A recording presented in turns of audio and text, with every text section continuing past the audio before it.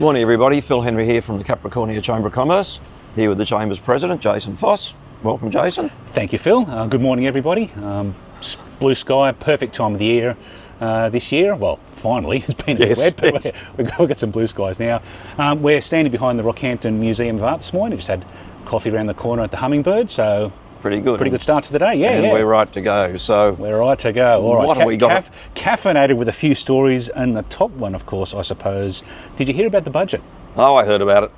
Every year we hear about the budget, and every year we probably say the same thing. It's a little disappointing. Look, I think generally we're missing again long-term structural reform. We can talk about that in maybe more detail in a minute. Yeah, I should actually mention too that next week we'll be shooting a video with Tony Edwards from Evans Edwards Accountants to do a bit more of an in-depth look at the budget. So watch this space. That'll be coming next week.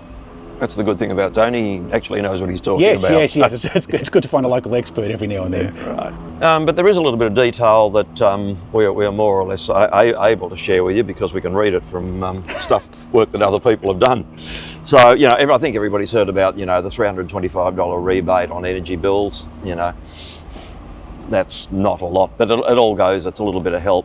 What I found interesting here, though, we've got $20.5 million to assist small business employers to comply with workplace laws. And on the same sort of theme, if you like, $10.8 million over 2 years to continue delivering mental health and financial counselling support for small business owners. That's really good, and we hope some of that money for mental health counselling comes our way so we can start doing some more of that stuff for you. But what that says to me, I've got to say, Jason, is that there's some fundamental problems with this sort of creeping imposition on small business, whether it's workplace laws or health and safety or whatever. The more that you put in, the fact that you've actually got to recognise that by putting in courses or support, that's telling me there's something out of whack. And I guess while we're on the topic of the burden of compliance on the small to medium business sector, something I heard through the grapevine, and I heard this through the grapevine, I haven't read this yet, so I don't know, I can't vouch for its authenticity, but what I heard was that we've got businesses who employ over a certain number of staff are fairly soon going to have to demonstrate their net zero compliance or compatibility themselves. To win tenders and that sort of work. And of course the follow on from that is that those businesses are probably going to require their subcontractors to also demonstrate that same net zero compliance as well. So if we think about the burden that's going to bring down the line, like that's just can you imagine like the local electrician or plumber having to have a net zero policy and be measuring their inputs and outputs?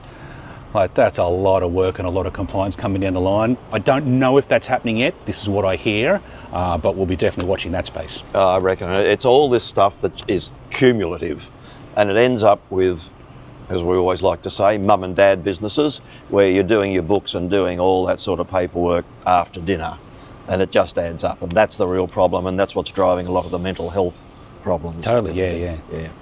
And look, along the same lines, there's the industrial relations legislation, the second tranche going through Parliament at the moment. It's gone to Senate committee, as far as I can remember. And that's another sort of piece of work that, that everybody's got to deal with.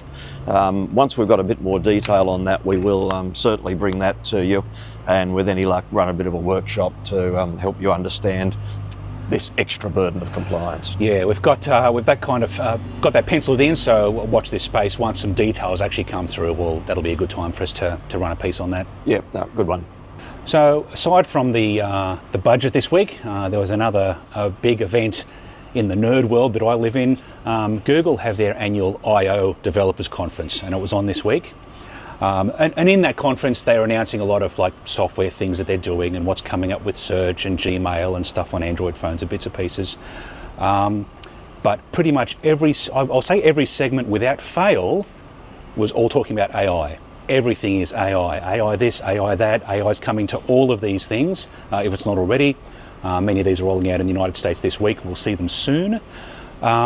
But that leads on to, we've got an event coming up on the 5th of June in partnership with Advance Rockhampton. Sue Johnson, who lives down in Adelaide at the in moment, Adelaide, but she's an yep. ex-local. We've had her up here before. You might have seen her speak last time down at Yeppoon. She's running a workshop on keeping Rocky on your radar in the age of AI. So whether you like it or whether you don't, it's happening. You can either watch this pass you by and be left behind, or you can jump on the train. And I'd strongly strongly recommend, if you haven't already, get on the train, get familiar with what all of these things are. It could impact your business adversely. It could also impact your business positively, depending on your approach to it. That's on the 5th of June. Tickets are on the website. I would strongly encourage you to consider attending that one, because sticking your head in the sand is not going to, it's not going away. It's not going away. It's going to be driving an awful lot of business and other, virtually all parts of human activity are going to slightly become artificial intelligence activity. Yeah. So look, a lot of people think it's scary and, maybe just going, don't want to know about that, but you can't afford not to. Look, I think parts of it are scary, to be honest. There is reason for it, which is why it's all the more important to become educated about it. Yeah. Ignoring it is probably the worst thing you can do. And there'll be lots of misinformation going around. Oh yeah, there's a lot of that. Yeah. That's why we have social media, is to distribute misinformation more efficiently. Yes, that's right. 5th of June, I'd strongly encourage you to attend. Sue's a great speaker, very entertaining. Yep.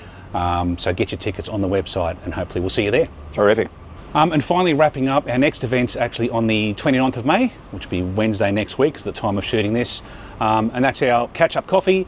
It's at the Goat in Rocky this month, sponsored by My Place Hair and Beauty. So thanks very much to My Place Hair and Beauty for sponsoring that coffee event.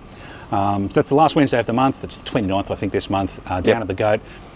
Between 7 and 8:30, just kind of, rock in. You can arrive and leave in that window, depending what time suits you. But please get onto our website and RSVP. So if you've got your coffee order, the Goat can know in advance, and that just speeds the process up a bit on the morning. But they've been really well attended lately. Numbers are actually looking pretty good so far. I don't know if we should say this or not, but looking at the numbers last night, we might actually get to a point of having to close off tickets for this. Oh, there's quite a few regos. Right. Don't sit on that for too long if you're thinking of coming. It should be a pretty good turnout. I'll have to check how much space they've got allocated for us. We're going to have to find a bigger venue. We're going to need a bigger boat. We're going to need a bigger boat. We had to find some classic movie reference exactly right. somewhere. Yes. So I think that'll probably do us for today. I think indeed. Boy, is it time for another coffee? Almost feels like it. Oh, gee, if we're talking about coffee, there's so probably many got options. to do it. There's so many options. That's exactly right. All right. Thanks, Phil. Thanks, everyone. Cheers. Thanks, everyone. We'll see you next time. Well, that kind of worked. See you next time. That kind of worked. Oh, dear. Righto. All good.